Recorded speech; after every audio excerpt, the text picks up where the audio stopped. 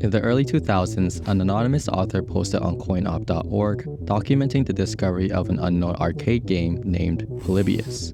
The article claimed that people would experience amnesia and even forget their own name after playing the game. Other sources mentioned hallucinations and night terrors as possible side effects, but is that even possible? Can a simple game be capable of inducing such psychological effects? Or is it all just an elaborate hoax, a digital age myth that spiraled out of control? To truly understand the story of Polybius, we first need to go back a couple decades to the 1980s, a time where arcade games were the heart and soul of gaming culture. Picture this: neon lights flickering in dimly lit rooms, the sound of coins clinking as eager players lined up to take their turn on the latest machines. This was the era where classics like Pac-Man and Donkey Kong were born.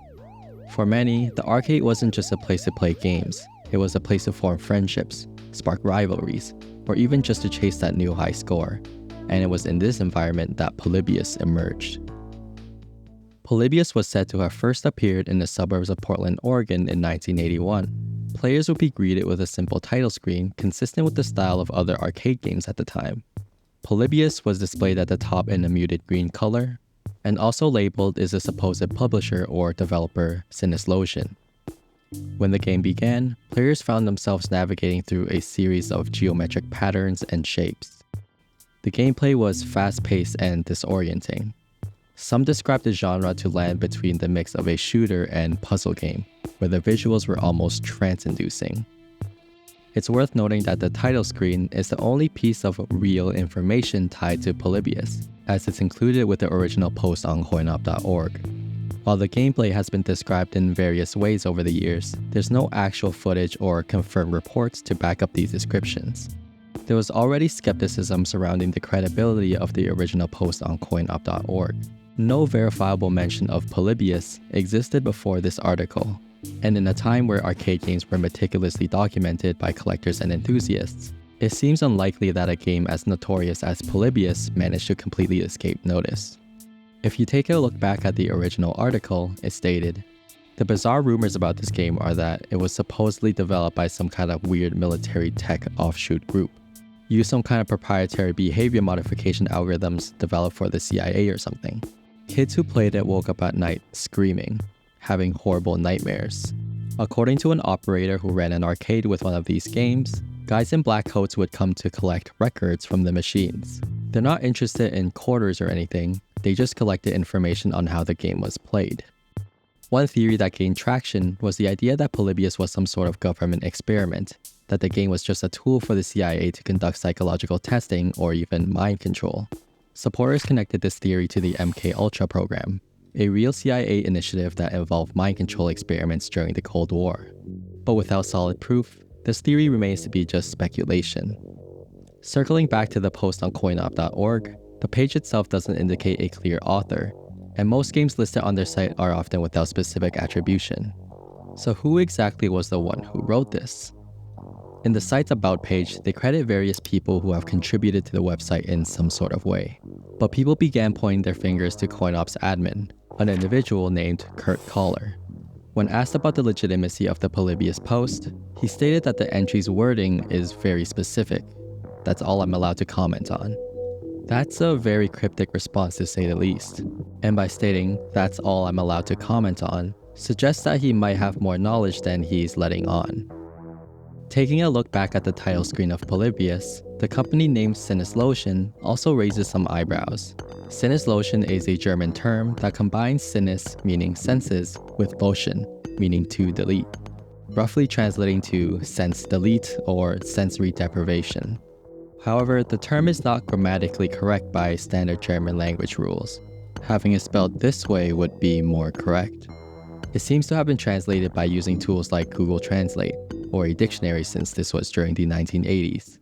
Does this mean that the creators were intentionally trying to deceive players? Or was it just a mistake by someone who didn't fully grasp the language? Despite the awkward translation, the name interestingly reflects the supposed goal of the game itself, to create psychological effects and disrupt the player's sensory experience. So is Sinislotion a legitimate German company? My guess is probably not. So how did it blow up? Polybius gained a lot of traction when it was featured in the September 2003 issue of the GamePro magazine. GamePro at the time was a major video game magazine, most notably known for its coverage of game reviews. They featured Polybius in Secrets and Lies, a more niche section of the magazine where they examined various gaming legends and classified them as true or false. GamePro touched on the theories that surrounded the mystery, including the mysterious men in black and alleged psychological effects. They ultimately deemed the verdict as inconclusive after citing a general lack of evidence. Back then, gaming magazines like GamePro were one of the primary ways for games and rumors to reach a wide audience. Unlike today, where social media and streaming platforms can instantly explode a game or story to millions, the influence of a popular magazine was one of the most powerful ways to circulate information back then. And so, the news quickly spread through various forums and media outlets where they would discuss and dissect the mystery. Polybius also inspired a number of fan-made renditions of the game over the years. However, since no authentic arcade cabinets, ROMs, or reliable eyewitnesses have ever been found, these clones are merely manifestations of the rumors and speculations that have developed over time. In 2007, a team of developers and arcade constructors released their own downloadable version of Polybius available at cynislotion.com. The game's design was created based on the description by someone who claimed to have worked on the original. The graphics are very simple and outdated. You would never see a game with this type of design nowadays. In 2017, another more sophisticated recreation of Polybius was released by Llamasoft. The game was available on PS4 and PSVR, and was later made available on Steam the following year. Looking at the gameplay itself, I am seeing a lot of flashing colors and swirling trance-like designs, but experiencing any kind of psychological effects from this seems a little bit far-fetched. The game looks like your typical old-school shooter where you have to dodge and shoot obstacles, except the amount of flashing colors and flying objects are absolutely overkill. Like seriously, who the hell would want to play this in VR? While someone prone to epilepsy might experience seizures, potentially leading to mild memory loss or nausea, it's highly unlikely that these effects will occur in most players, let alone all of them. Llamasoft's founder Jeff Minter initially claimed to have played the original Polybius in a warehouse in England, but later clarified that his game was inspired by the urban legend but did not attempt to replicate its alleged gameplay. He likely stated his initial claim as some sort of early marketing tactic, and hey, it looks like it's doing pretty well. Polybius also made a couple cameos in several TV shows over the years, most notably back in 2006 on an episode of The Simpsons, where you can see a Polybius arcade machine in the background. You can see they smacked the property of US government on the front of the cabinet. Obviously, slamming a random arcade cabinet in the background of a scene won't add any significance to the TV show, but I do enjoy when writers include these fun little Easter eggs as a way to tip their hat to a legend they found interesting. So, do I think that Polybius is real? I would have to say no.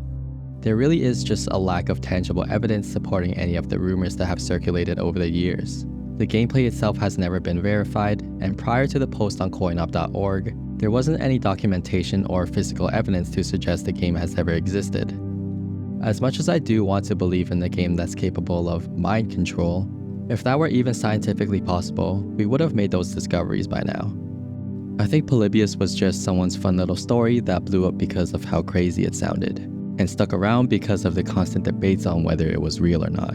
It is and will likely ever be just an urban legend.